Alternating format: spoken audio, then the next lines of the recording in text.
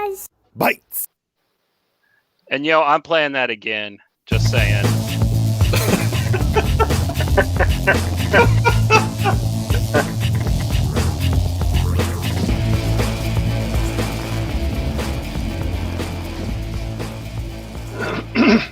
Bing Buzz. Bites.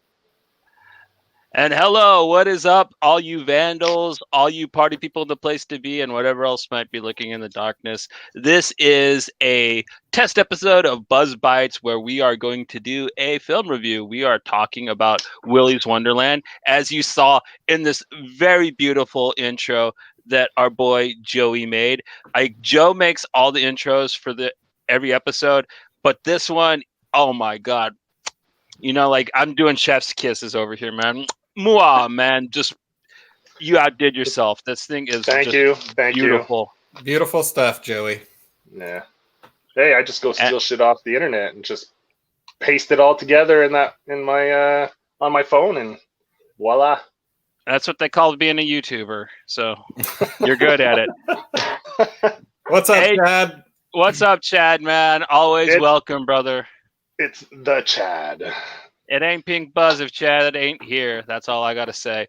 And today, we're going to be diving into the glorious fandom that is trash cinema with a more modern film of the genre. But I think it's a fun place to start. And before we kind of get into the movie itself, which is Willy's Wonderland, starring Nicolas Cage, directed by who again, Joe? I can't believe I forgot that already. Kevin Lewis, and the screenplay was done by G.O. Parsons. G.O. Parsons, plus a slammin' retro soundtrack by a group called Emoji, like the Willy's Wonderland theme song that plays at the epic pinball scene. I love that track. I would buy the soundtrack just for that. But before we get into this movie, I kind of wanted to talk about how each of us really love, this type of trashy comedy horror, and what films kind of got us into it. Joe, you want to kind of lead off on that? Well, I mean, come on. Everyone knows what the right answer is here. If anyone's ever seen Evil Dead, I mean, come on. I mean, that's it. That's the only thing you got to say. We can end the show right here and just turn everything off and go home. But yeah, that's probably one of the first ones. What's Peter Jackson's movie too? Dead Alive? Dead Alive, Brain Dead, wherever you want to call it. Yeah, that one's pretty good too. That one's right up there with those cheesy, funny horror movies, man. Then you get the more polished ones like Shaun of the Dead that are pretty dope, and what is it? Dale and Tucker versus Evil, something like that. That one's more polished, and that's pretty good too. Like I like the cheesy low budget stuff, and I like the more polished comedic horror stuff as well. You know, as long as it's well done. I mean, doesn't matter the budget or how cheesy. If it's well done, it's a good movie, right? And yeah, so yeah. Oh yeah, I cut my teeth on Chroma myself. I grew up watching like Toxic Avenger and like Full Moon movies. Like I really like the Subspecies, like the old Stuart Gordon films as well.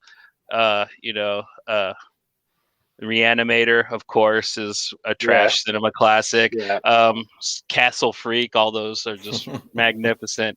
Oh, Matt, the list is long. How about you, kid? I mean, it's just being your typical 80s kid going and staring at the horror section, all those fucking amazing VHS horror covers, and just I fucking grew up on trash cinema, and I still love it to this day, man. And that'll never change. So, hi, Mrs. Goose's mom, ma'am. It's very nice to see you. Your son's actually supposed to be here, but we don't know where he is. He hasn't called in yet. Well, it was his first day at his new job, I think, today. So maybe, I don't know, maybe the boys took him out for a celebratory drink after work, and he bailed on us. Fucking guy. Yeah, the disloyalty. Right. They might have taken him out back somewhere and beat his ass.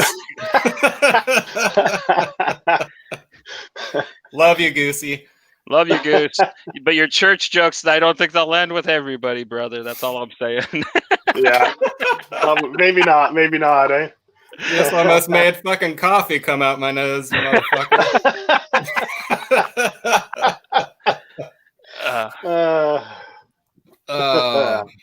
Off to a wonderful professional start. But back As to always. this film, we get taken on quite a fun, goofy little journey, which I kind of get told by younger hipsters all the time that, hey, it's just Five Nights at Freddy's, but with Nicolas Cage. I don't know what the fuck a Five Nights with Freddy's is. You know what I mean? It's a video game, I think. I don't know if there's a movie, but it's a video game where you're the animatronics at like a Chuck E. Cheese or whatever come to life and torment and kill and terrorize people. So yeah. It's the same idea, but I mean, they didn't. I understood that about it, but that's not exactly original. Any kid that grew up in the 80s or 90s who went to birthday parties at Chuck E. Cheese had nightmares and thought about, like, what if those things came and murdered me because they look like they would do it. I mean, like, it wasn't, like, I don't think Five Nights at Freddy's was particularly original either. They just kind of listened to some kid wig out about being traumatized at eating cardboard pizza. Yeah, I was going to mention that too. Their fucking pizza sucked too. So it was just like, you got nightmares and shitty pizza? Like, fuck Chuck E. Cheese, man. Fucking always hated that place. We didn't have them here in Canada. Well, not in Quebec anyway, so I don't know about the rest of Canada, but I don't think there were any. Yeah. I think that was strictly an American thing. Just another pro for Canadian living. Yeah. It's just a way to get parents just to overpay for video games. I remember, like, games that were like 25 cents at most other arcades were 75 at Chuck E. Cheese. So. Oh shit! Yeah. Okay. Or came out to that much because, like, you had to get their tokens, but, like, it was a different. Yeah. But but this movie basically it plays with old style fears of anybody that, like me, who grew up and ate at those places and was weirdly weirded out by the animatronics. It stars the brutish Nicolas Cage and probably one of his most daring roles ever. Yeah. Because he does something I never thought he would be able to do, staying silent for an entire film. But it is just a total just goof fest. I mean, I don't want to put too bad of a spin on it, but, like, if you're looking for, like, a trippy horror movie, this one kind of suffices. Like, there's one scene where, like, the crocodile and the fairy girl kill, like, the one kid that gets kind of trippy looking, but otherwise, man, this thing is just made for turn your brain off and watch something just really, really dumb and fun. Yeah, go watch Color Out of Space if you're looking for high concept. Yeah, man. But basically, Nick Cage is this guy. They don't ever say his name. He doesn't say anything. And he's got this really cool Charger, and he's, like, just driving really cool. And his tires blow out, and then he finds that there's, like, zigzag road strips, and a tow truck driver just seems to pass him by while he's chugging one of his fruit punch sodas, which he drinks throughout the entire film. And he gets picked up, and basically he knows that there's being a game ran on him, that, like, technically they can't fix his car if he doesn't do this chore for them. And the chore is to clean up this old Willy's Wonderland, which is basically a Chuck E. Cheese, but this one has a dark secret. You kind of want to jump in and do a little explaining from there, Joey, where the film kind of really starts picking up. Yeah. Basically, they reveal a little bit of the history of Willy's Wonderland, how the town has to sacrifice someone every year to this possessed, haunted Willy's Wonderland. And this is kind of how this all happens and how the teenagers are introduced. They're like, there's something wrong in this town. They're going to do it again. And then there's a chief policewoman. I think she adopted this daughter. And she's like, you keep your nose out of it, and, like, handcuffs her. And then her friends come in. And then they want to go help Nicolas Cage because they know the town guys there, the owner and the tow truck guy, are up to it again. So they kind of want to go and save him from his doom, like many others before him have fallen victim to. And there we go. Yeah. Mr. Goose. I'm not muted. Had to check. I didn't mean to interrupt you with me coming in, but I want to say you did leave out a very important part. She wasn't just handcuffed in the house; she was handcuffed to the fucking radiator. That shit. Yeah, but she had chips on the table in a shit bucket. Come on. Well, no, it's super awesome. It's super awesome. It's super awesome. Go to the bathroom. She throws the bucket at her. That's true. That's funny. I tell Dakota all the time that I will chain her up to the fucking radiator if she keeps on acting up. And okay, Onision, calm down. I'm not getting my YouTube banned, all right? No. Continue before you go full Onision on us. She knows I'm joking. She knows I do it out of love. Okay. I'm digging to the fucking radiator. I'm digging your setup this time, Goose, man, with the picks in the back. It's pretty slick, man. It's looking good. This is not my house. Is it? No. Oh, no. Fuck. You should do all the podcasts from there from now on. Yeah, you're actually good. Yeah, it sounds good. Yeah, well, no, I'm in the city proper now. I had my first day at work today, and I have good Wi-Fi and like even good lighting. I mean, fuck, it's pretty dope around here. But Will's wondering, my mom's here. If my mom was here and I wasn't here, how fucking your mom was here right from the start, man. Yeah, she's putting you to shame. She's showing you up. Yeah, well. Here I am. All right, back to it. Yeah. So hey, I'll let either Matt or you keep going then. Yeah. Oh, well, you left off with chain to the radiator, shit bucket. I have to say, like, this is one of those films where like it only escalates in just fucking craziness. Fucking Nick Cage. I love Nick Cage, right? Well, last night was my first time viewing this, and I don't know why I had not seen it before. I know y'all have been ranting and raving about it, but I finally took the time to sit and watch it. Holy fucking shit, guys! We're on the synopsis part, man. Just keep going with the story. Oh, okay. So he gets my bad. He gets to the Willy's Wonderland place to clean it up after he has his wreck, and there he just has a fun-filled night with furry creatures and some teenagers and pinball. Oh, no, I think this is where you gotta hand it off to Matt. But we might have to stop the feed because Matt loves this scene. He might get a little too worked up. We might have to. If we lose the signal, it's because something nasty's going on. And you're not going to lose the signal once something nasty starts. Look, I'm just saying, if Matt's the first one to pull his dick out on the show, I'm going to be upset. I might do it just to upset you, Goose. Sounded like what are you wearing? What am I wearing? What? You don't like my Daisy Dukes? Fuck no. Matt. Yeah, there's too much balls.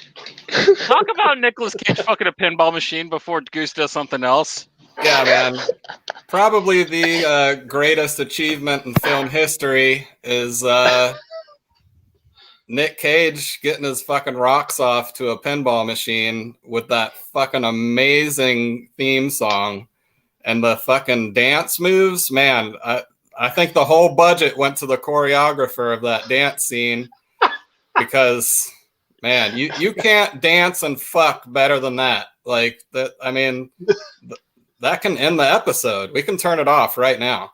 Like, well, we gotta skip. Nothing tops it.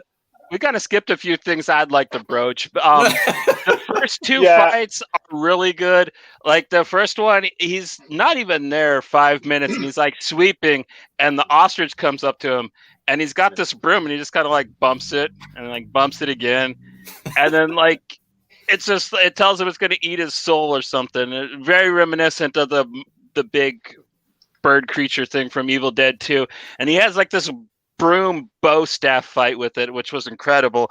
But the second fight is what steals the show when he's cleaning the bathroom and he gets attacked by the gorilla, and he legit like beats its ass with a toilet plunger, and then he curb stomps it using a urinal. I'm not kidding. Seeing Nicolas Cage curb stomp an animatronic gorilla using a urinal is like seeing the face of God. It was it was right there with the pinball machine scene. It was fucking good. I don't know, man. You can't compare anything to that fucking pinball machine. I made a other good parts too, like when his watch goes off and like they're about to fight the fairy, and like he just hands the girl the knife and fucks off to go drink a fruit punch and play pinball, and she's just like, well, where the hell did you go? You know, she looks at him with that face. It's like, it's important I could to take fucking breaks. die, and he's like, sorry, bitch, I got pinball and soda to fucking deal with. Like, well, see, I think y'all are missing out on something. I don't think it was pinball inspired so much as I think it was that first scene when he's talking with the guy who owns Willy's Wonderland. And he's like, and don't forget to take breaks. And so, like, I thought the watch was like him setting himself up to take breaks throughout the night. And so, no matter what was going on, like, he just pushed it all the way to go and play pinball on his break. No, because I think his watch went off when his car broke down. The first time he chugged one. So it was before. I thought it was because he was diabetic and he had to like time his sugar consumption. That's what I thought. But anyway, they never really say what drinking the soda pop is about. So yeah, which is one of the things I like. Like, they don't explain jack shit about his character at all, which is fucking glorious. Hey, Mal. You don't know if he's a past with the Willy's Wonderland, or if he's just a guy that passes through and kills demons. You know, like, you don't know anything about him because he doesn't even scream when he's being attacked and stuff. He doesn't say a single word, which is insane because you're watching the film waiting for the classic Nick Cage freak out that never comes. It's beautifully done. I think that they did just a wonderful job. It's just mime style. You know, it's like the mime style of Nicolas Cage freaking out. Yeah. But the one point we left out when we were talking about the story is it's revealed that all these animatronics are possessed because the owner was a cult leader. And they all drink the Kool-Aid in a ritual, and they come back in these animatronics because the owner was part of this cult. And that's how the animatronics come to life and are evil, because it's all the members of this cult. Yeah. They were like freaking out and eating people in the town and stuff, and the rest of the town made a deal that they will bring people to the place that they can eat if they don't the town kind of deal. Yeah, exactly. That's about as much detail that there is in this movie. That's all you really needed. The thing that got me, like Johnny said, where we don't get much info on what's going on at all, like I really did feel like I was being dropped into the middle of a movie when it started, because everything, basically the whole plot, there's the cult thing that comes on later, but basically they just throw him into this situation and there's no context or anything at all, which I think was a little bit more enjoyable, because the whole time I'm watching the movie, I'm trying to figure out what the fuck Nick Cage is even doing in this, or what he even does, what he is. Like, he's a badass. He's got a cool fucking car, and nobody fucking knows what he does. He's freaking out. He's beating it. He freaks out when these animatronics are attacking him. But do you know what would happen if one of them fucking animals attacked me? The first thing I'd go is, what the fuck is going on here? Not beat its ass with a broomstick. I would get my ass eaten alive. And he's just like, nope, fuck this. Boom, boom, boom. Oh, it's fucking glorious. I love it a lot. I was waiting for Nick Cage to throw a one-liner or something out, but not today. One of my favorite things was the one kid who was actually like all nervous and didn't want to go into the building. After they were in there, he just abandons all fear and like goes into the murder room with his girlfriend, and they have sex. And even while the animatronic crocodile sneaks up on him, they don't even stop. They're like, screw it, baby, let's give him a good show. I'm like, dude, this is such bad 80s, dude, but they're doing it perfectly, man. Like, I got like a strong Friday the 13th Part 3 feeling from like that scene in particular. I was a horned up teenager. I might not have stopped either. You know, I'm like, man, I may never have sex again. If God can't stop me, a fucking crocodile won't. Well, I could understand like that one kid that believed the lizard lady who said that she was good falling for that, but like the homie that with the hot blonde girl, I think he could have suffered blue balls because he didn't want to go in there to begin with, and the next thing you know, he's like, well, screw the alligator, and like, it's like, okay, bro, like. I mean, okay, but I think Joey's right on that. Like, if I was a teenager, like, there's not much that would stop. Like, I don't know, man. I'd have probably fucked in a murder room. That's just me. Goose, we all understand that you would have been killed by an animatronic if this film was reality. Like, there's no doubt about that. Yeah. Like, you don't have to argue your side of this at all. Like, Joey's the one that I'm thinking that, like, as soon as he saw the animatronics, period, he'd have left. He doesn't. I don't think Joe would fuck with that. Well, can't get out. You're locked in, man. That's true. You're locked in, so might as well just have a good time. I don't know, man. He'd invite the alligator into the bed. There was plenty of shit you could have stacked up to climb back out of that huge fucking hole in the ceiling. Like, Joey would have grabbed that shit immediately and been like, let's get the fuck out of here. Yeah. I'd definitely be carrying something solid with me at all times to beat the shit out of stuff. I'd pick up a pipe, a fucking anything. We talked about the fight, but we haven't talked about the gladiator sword fight, which was fucking kick ass.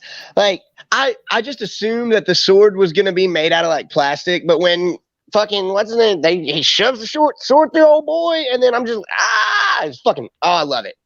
I love how over the top it was, because like, that you don't really get to have that sense, that moment of like disbelief, or that, you know, that suspension of belief when you're watching the movie, because you know it's all just fucking ridiculous, and it just keeps on mounting. When they bring in the Colt, I wasn't even surprised.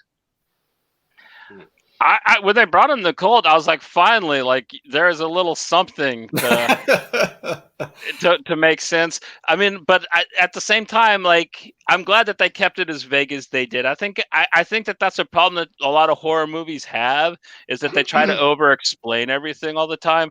And I really liked the simplicity and the stupidity of this film. I thought that it was well suited for everything that the movie was going for. Yeah, I just wish they would have added like more pinball sex machine scenes in the film, so I could have masturbated more. But you know, beggars can't be choosers. Yeah, and you've only got an hour and 22 minutes, so you can get at least 12 in there. Yeah, but there's not pinball machine a full hour and 20 minutes, man. Okay, but you can rewind the movie. Come on, man. I'm already spanking it. Like, you know, there's only so much I could do. You're right. The other hand's got to pump the lotion. Going in raw, Goose. You're a dry guy? Gross. The first fight with the ostrich character, man, it made me think of the Godzilla movies. Like, yeah. It was so, like, it was funny. It made me think of all those Godzilla movies and some of the fight scenes. But the one thing... Like, the first one, it's funny. It's the intro, right? The first one he fights, it's kind of Godzilla-like, where they're kind of almost slapping each other.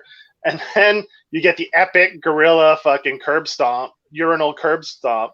And then I was like, all right, each one, they're going to fucking try to one-up each death scene of the animatronic. And then it just kind of sputters. Yeah. Like, they don't come up with new, inventive, fun ways. I was waiting for each death of an animatronic to be like this epic kind of scene, kind of like the urinal curb stomp, but they kind of just went with Nicolas Cage just unloading his fury without it being overly creative. So that part I was kind of let down after that second fight, death of the gorilla animatronic. I wish they would have gotten a little more creative with the rest of the deaths for all those creatures. The one teenage death was really cool, though. The kind of nerdy Jordan Peele looking kid who got chased by the fairy, the lizard, and the alligator. I thought it was really cool with the flickering lights. I guess they expended a lot of the rest of their imagination on that kill. And I thought the fight with Wally was pretty good with the bag of sodas and the two broomsticks, because that's a thing that I always wonder is, like, how come in movies people always act like they ain't got no weapons in their house? Like, you know, you could take your sock off and put a soda in there, and you have a bone masher right there. That's a weapon you could probably kill somebody with. So yeah, like I was happy to see somebody actually finally like utilize something like that in the horror film. Like, there's tons of chairs there. Pick up a chair and beat the living hell out of those things. You know, there's metal chairs, man. You could do damage with those metal chairs and just beat them to a bloody pulp. And I don't know. You know, I really I meant to mention this earlier when we were talking about Nick Cage not saying anything, but I drew strong parallels between his character in this and the main character from the movie Shoot 'Em Up. Did y'all ever see that? Are you about to start crocheting or some shit? Like, what's going on? I'm putting my socks on. Oh, okay. Yeah, of course I've seen Shoot 'Em Up.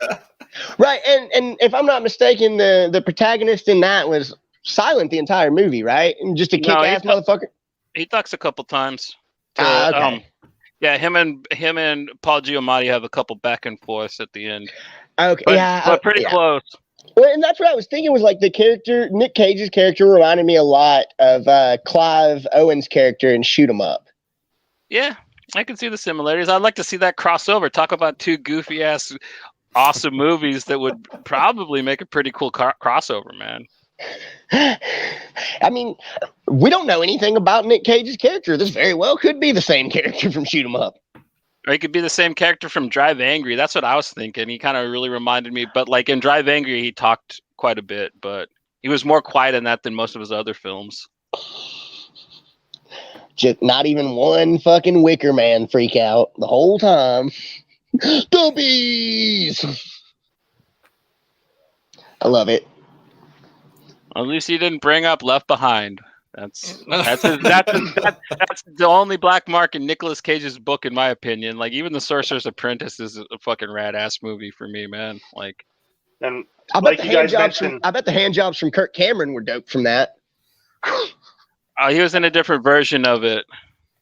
Yeah, he's still good. He was in the remake. But as you guys mentioned before, the music was one of the highlights for me in this. Like I dug all the music in this. It was really good. It definitely added a lot to the movie. It made it much more enjoyable. Like, what's that one where the theme song or the one? It's almost like a whole scene where they just play that one tune, and that song was pretty dope. I like that. That was pretty good.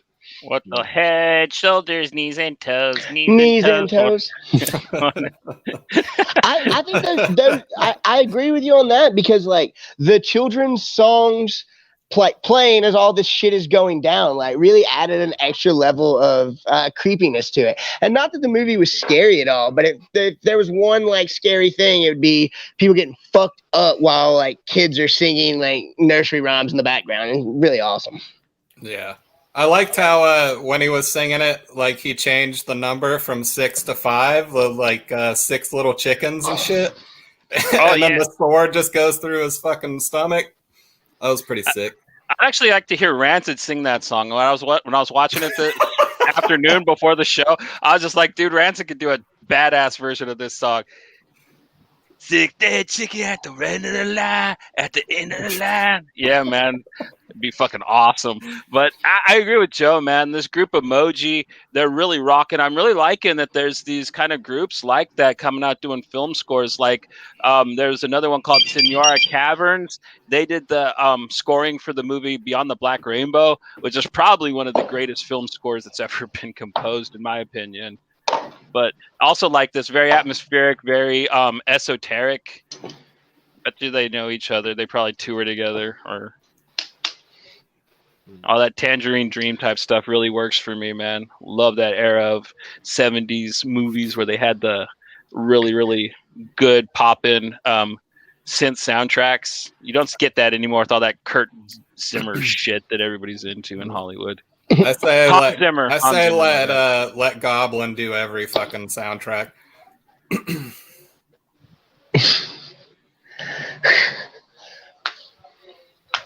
Woo! No one got that, I don't think. Yeah, no, I didn't. I was like Goblin. You don't know who Goblin is? Goblin's Dario Argento's band. Oh, okay. They did all the music for Suspiria and I do like all the great Giallo films. I did not know that was who was like doing the scores on those films. They even did some of Romero's Dawn of the Dead. Yeah, they did Ooh. the awesome mall music, which is some of my favorite, man. I believe that inspired the entire vaporwave music scene because almost all of it that I've heard sounds exactly like the mall music from Dawn of the Dead. I really like vaporwave. But And anybody got anything else they want to say about Willy's Wonderland though? Like, well, man, I dig the sheriff. I like it. Anything she's in is usually pretty fucking good. Dude, she's yeah, she's good. What? I like everything she's done. If you need a mean, scowly old lady, she is amazing. Like ever since Speed, when she got blown up in Speed. But one of my favorites besides this is probably in Donnie Darko. I doubt your dedication to sparkle motion. That's like one of the greatest lines ever. Yeah, she's good, man. She's done tons of movies. I was trying to put where I remember her from, and when you said Donnie Darko, it instantly like kicked back in. But I didn't know that she was the woman who got blown up in Speed. That's such a kick-ass movie. Yeah, she was the one that wanted to like try to jump off, and she gets blown up and like falls down and gets ran over on the freeway. Yeah, she gets fucked up in Speed. Well, you know what, man? Wasn't she also in the not The Fog? What's the Stephen King one called? The one with Tom. Yeah, wasn't she also the crazy lady in the store in that? Nah. No, that was somebody else. Yeah, I can't remember her name, but she's. That's a missed opportunity. That lady would have been awesome in that role. Agreed. Yeah. But she's good in everything she does, man. Like I haven't seen her in a bad performance. Like she's in Child's Play too. She's always pretty much playing herself, but like Nicolas Cage, man, she has her niche, and she just gets cast in a million movies, and she does it so well. So solid performance by her. And then that weird state officer, is he related to Nicolas Cage? Because I kept thinking the entire film that like is that Cage's son or what? Because he looks kind of like him, but like a hipster millennial version of Nick Cage. I didn't see that at all. Look at him when he smiles. He looks just like Nick Cage, man. I don't know. Just with the hipster beard. I was too busy beating off to pinball machines. Got a double multiplier, I heard. High fucking score, baby. High score. What's that mean? Did I break it? Is it broken? No, I thought that the grandmother or the sheriff, I keep on saying grandmother like she was actually related to that girl, but I thought her role was fantastic. Especially when she's sitting there with that state with the rookie or whoever it was in the office, and he says, what are we doing in here? Is that who you're talking about? Yeah, and hoping it doesn't. Yeah, I was just like, and then when they finally do get the call and it's exactly what they thought it was going to be, we'll be there in a minute. Fucking. I like that she hung up on the motherfucker first. Stupid ass people go where they ought not. Yeah, straight up, and just like. And then, well, one thing we didn't mention that's kind of a reveal, and it is the girl, Liv. Yeah, the survivor She's the baby from, I think, one of the first people they send in as a sacrifice, and the sheriff takes her in and adopts her as her daughter, and they kind of reveal that, which is kind of a neat little twist at the end there. Where I'm wondering if that whole situation is going to be in the prequel comic they're putting out. Yeah, I don't know. Yeah, that's true. That we could touch on that now too. Eh? Yeah, there's they're making a comic, a 4-issue mini based on this movie, and from the covers, it looks pretty fucking dope. Do we know who's working on it? Shit, I don't have my previews here, so I don't have mine either. I remember Joey read it after the show Friday, and I didn't recognize any names. It's from a smaller label, so American Anthology is the publisher. Mythology, yeah. Yeah, they put out a bunch of Hatchet comics that I have. Nice. Victor Crowley. Good stuff. Oh, yeah. You're not the only one, Mel. We're all looking forward to this one. Agreed. I'm just sad I waited so long to watch the movie. Y'all have been talking about it for months now, or at least weeks. And I put it on last night, and I'm just sad I hadn't watched it sooner. You should be. You guys should do a fucking Hobo with the Shotgun sequel comic about the girl joining the plague, man. That'd be awesome. I'd sign up for that. Which is That's one one of we'll our favorite properties. cover for that, man. Like Hobo with the Shotgun's another film really in this type of genre, but way more gory, way more, I guess, disturbing, you'd say. Yeah, it's much more. This is more fun, whereas Hobo is, I wouldn't call it necessarily fun. You know, no, it's a mean-spirited movie. It really is. For sure. It's for some people it could be really rough to try to get through. Yeah, maybe.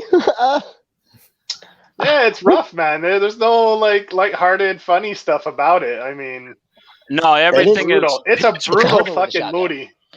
Everything is pitch movie. black gallows humor in it, man. Like there is no like legit just played for laughs things. Everything's like evilly funny. If you got a dark sense of humor like me and you can laugh at Ichi the Killer, you'll find Hobo with the Shotgun hilarious. But if you're a regular person, you'll probably be like, what the hell is wrong with Johnny? But yeah, I don't know. I think anybody watching this show would be fine with it. Yeah. Even Goose's mom. My wife, I rented it, and before my wife got home, I was making supper, I was watching it and stuff, and she walks in, she kind of sits down, she's watching it, she's like, the fuck are you watching? It's for the fucking podcast, man. It's for the live stream. We're going to talk about it. She's like, oh, really? She came in and caught you watching Willy? Well, at least that was like silly, you know what I mean? I guess that's probably her reaction to it, right? Because it is goofy she didn't see as it from the hell. start. She kind of caught it midway through, so she's like, what the fuck is this? She was she's like, I can see that. She's like, why does Nicolas Cage make all these movies now? I was like, man, he went bankrupt, so he was just taking everything that was coming his way, and he just kind of veered towards this horror genre type thing that he's been doing now, that he's found a niche in. And I think if he would have never gone bankrupt, we probably wouldn't be getting this version of Nick Cage. Yeah, thanks, Nick, for wasting your money. Yeah, for having to buy 2 copies of Action Comics #1 for $1 million. Yeah, all the weird shit, a black market dinosaur skull, all that weird shit that he bought. Yeah, God bless him. Because I don't know if I could live without movies like Mandy or Color Out of Space, because those are 2 of the best horror films to come out in a long time. Like that and like VFW, like those are the ones that like have really impressed me lately. I gotta still watch that one that you want me to see, Matt. What's it? The Dark Twisted and the Brutal. Yeah, that's it. There was also Hunter x Hunter you were talking about. Yep. Hunter x Hunter. Fucking brutal. Like the anime. That's what I said. It is not the fucking anime. That's what he says to me too. God damn it! I was just like Hunter x Hunter. That was a little lighthearted. How did they twist but there's that? No X in it. You guys keep adding the X. I don't think there's an X in it. It's just Hunter x Hunter. Well, that's the thing. Like Hunter x Hunter. Stop adding the fucking X in it. There's no fucking X in the title. No, that's the thing. Okay, good. Stay on. Keep that energy, because when you talk about Hunter x Hunter, that X is like a multiplier sign, so it's Hunter x Hunter. I found this out because I went to an anime convention and was like, it's a sick Hunter x Hunter cosplay. And turned around and said, it's Hunter x Hunter, you cunt, and then just walked off. So keep that same energy. Cunt. You don't pronounce the X. Yeah, no. Look. I've only been viciously called a cunt a few times in my life, and every one of them was perfectly pinpointed, like into my soul. Like I can think of the 6 times off the top of my head that I've been called a cunt, and one of the most memorable was at the con when I said, "Nice Hunter x Hunter cosplay." And he says, "Hunter x Hunter, you cunt," and then just kept on walking. Just booked it out of there. But then again, I kind of look cunty. Do you often go to anime cosplay conventions? Yeah, he's into Yahweh. He likes the Yahweh stuff. Well, when I'm not at anime conventions, I like to go to Yahweh. when I'm not at anime conventions, I like to go to these amputee orgies. Guys, I'm telling you, there's pussy crawling all over the place. All right. That's it. You get yourself canceled on your own channel. I regret asking. Strike that from the record. Look, if I can't make one good amputee orgy joke in a thing, like I don't even want to live in this country anymore. Oh, there's a lot of other countries you could move to. Yeah. Like Canada. America's we'd happily deliver you to. And Fulci, here I was about to compliment you on your very sick Seattle hat. Not anymore. I do like the fuck out of that. I do like that a lot. Just But a on little somebody further else. north. Just a little further north. I don't think they'd like me in Canada. Why not? Depends where you go. There's a lot of places that are like Texas and Canada, man.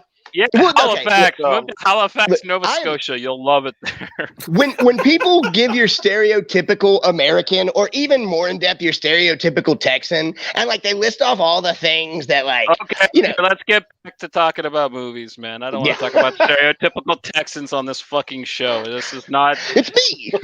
Sorry. This is not Road Trip with Googles or whatever, man. Boston, Texas. I'm in Boston, Texas. But yeah, Boston. Get out of here. But no, Willy's Wonderland, kick-ass movie. 10 out of 10. All right, yeah, let's rate it really fast and wrap it up. We're about 45 minutes in, and we made it pretty good. For me, man, I really, really rate this movie high just for entertainment value. It's not. I'm never going to sit here and tell you it's something that's just amazing or groundbreaking. But if you're going to just want to have fun for about an hour and a half and maybe like spark up while you're doing it, like this is a killer film to do that with, man, especially if you like a little gore with your laughs. I can't recommend it enough. 2 horns, very high. Matt, how do you rate it and how do you feel about it? I mean, if you like stroking it to pinball sex machines as much as I do, then, 2 thumbs way up. I mean, I give it 2 hands, so that's my rating. What about the Joe Fist, like the from all angles? Give it one of those. Yeah. Come on, Joey. The triple. Yeah. Oh, fucking hell. Yeah. Goose. Well. Oh, no, Joe. No. No, I was keeping it on topic. Joe, you rate it, and then I'll give it my rating. Well, listen, I enjoyed it. It wasn't one of the most enjoyable movies I ever watched from Nicolas Cage or anything, but it was definitely fun. And if you have no interest in this movie, I would suggest you at least go and try to find the gorilla death scene and the pinball scenes. Those are worth watching, even if you don't watch the movie. I'd suggest go find those and watch those because those are thoroughly entertaining and should be watched regardless. But it's definitely a fun movie. Like, and if you want like a lighthearted, goofy, like just dumb fun horror movie, this definitely fits the bill. So if that's what you're looking for, throw this into your DVD player, Blu-ray player, and just have some fun with it. All right, man. Oh, awesome! Your turn. I think that it's one of those movies that most people would enjoy if they give it a chance. I rate it very highly, like Johnny did on entertainment value. I try not to watch too much movies or TV, and so I went ahead and watched it anyway. And definitely glad that I spent the hour and 22 minutes on this film. I give it 2 thumbs, way up. Super awesome. Also, Sex Pinball Machine is going to be the name of my punk band. Mel, what did you think about the pinball dance scene? Really quick, if you can type that in before we say our goodbyes, I'd really be interested in your take on that. But yeah, I am Bucky Wise, also known as Johnny Alpha. You can find me on Twitter at JohnnyAlpha81. Matois. Yep. I'm here when I can be. You can find me wherever you find these assholes. And actually, you can find me taking a road trip with Goose here to a little above Seattle. so I can drop them off. Yeah. Taking them to Disneyland. You can find me at Double Zero Joe Pocket on Twitter. I don't do much other social media, so I mean, I'm always up for talking any kind of shit. So either find us here live on when we do our live streams, or come chat with us on Twitter, man. We're always up for any kind of ridiculous type of interactions. All right, Captain ADHD. You can everybody can find me on Twitter at 40 ounce goose. That's where I'm usually at. You can hit me up on there. It's been awesome. I'm ready to go to Canada. I'm waiting on that. It's gonna be fun. It will be fun. It's gonna be fun. Oh, dude, road trip. We're doing it. Next week we're shooting live from Canada. I'm going to be in the background of Joe's shit, just making noise. I'm going to have my own camera. I don't want to hear about what you're going to be playing with Joe's shit and stuff, man. Like, that is not for this stream, dude. Like, what did I tell you? Like, you start your own vlog, and you can talk about that stuff all you want, man. But, like, this is not Canada. Oh, Canada. My maple syrup hockey heaven. And with that, we will bid you all adieu. Drink Molson's.